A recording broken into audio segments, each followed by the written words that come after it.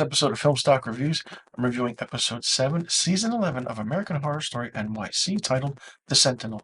Now, this picks up right off where episode 6 left off, where Gino calls Patrick in order to tell him something happened to Henry. So, Patrick gets there, they go into this, I want to say, meat market area, and they are ambushed by Whiteley, the Mai Tai killer. Uh, he bludgeons him in the back of the head.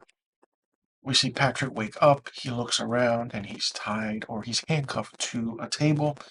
Next to him is the Sentinel creation or the Frankenstein creation that Whiteley intends to show off in the gay pride parade. Now, Gino wakes up next to Henry, and Gino once again gets captured. I don't understand his character. His character is by far the best of this season, but him getting constantly captured over and over again is really funny at times. But seeing him just distressed and distraught is crazy for sure. Now, Henry dislocates his hand in order to get his handcuffs off, and he gets up and then he kind of saws his other hand off. He basically says, I'm doing this because, I made the mistake of letting my kind of people die because I could have stopped Whiteley years ago or months ago.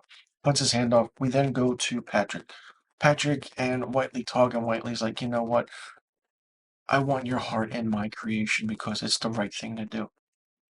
As almost things are going on, all of a sudden, Gino and Henry come out, and then, Patrick escapes.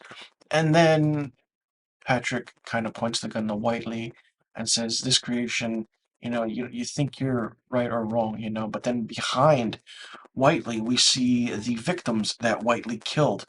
And then all of a sudden, bang, Patrick shoots Whiteley, and that's it. Whiteley is dead. The character is dead. Yes, yes, I said that. And then you're like, wait, what just happened? What can go on and on? Well, after the events of everything that happened, Patrick is kind of looked at as a hero in the gay community, but in the straight community, not so much, especially when he goes back to the precinct or his office. It's littered with pink paint, it's just crazy. He goes into his captain's office, gives up his badge, and quits on the spot. Basically, his captain is like, listen, I want you here for a reason because we can do certain things. This will help.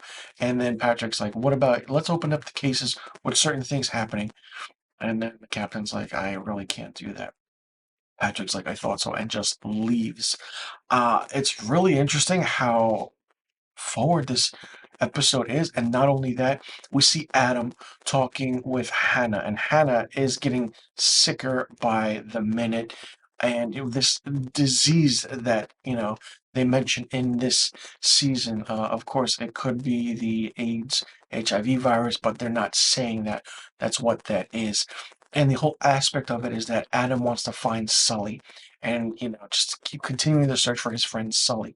So Patrick meets Adam at the morgue, and basically, kind of, Adam, like, sees this whole Sentinel creation right in front of him just to pinpoint, the body parts that Whiteley used to create this Frankenstein-esque monster.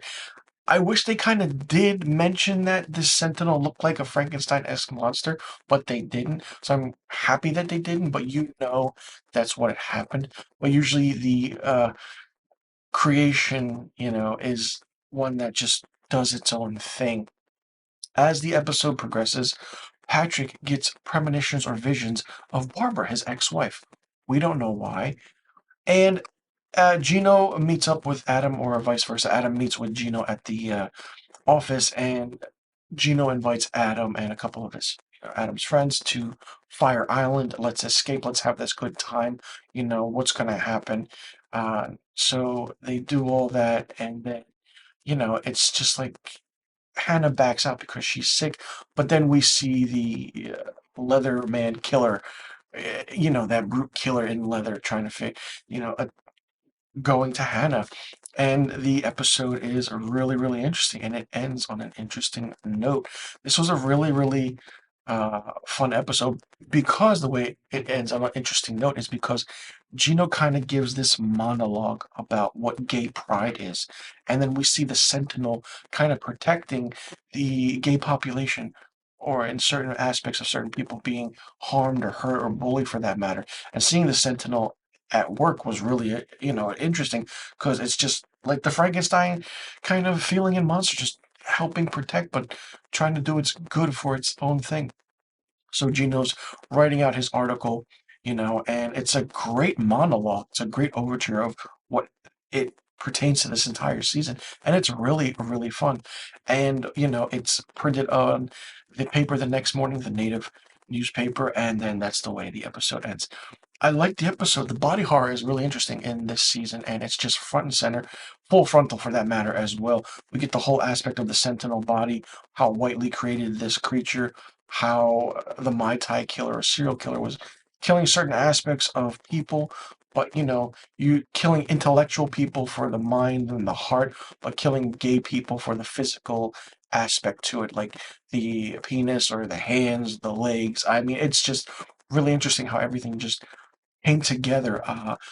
Was I shocked at how quick this ended with this story? No, because I feel like they did it justice, but they could have ended it with episode 6, but they kind of saved that opening of episode 7 for this. And the way it was done was great. It's like, okay, what's going to happen now and what progresses?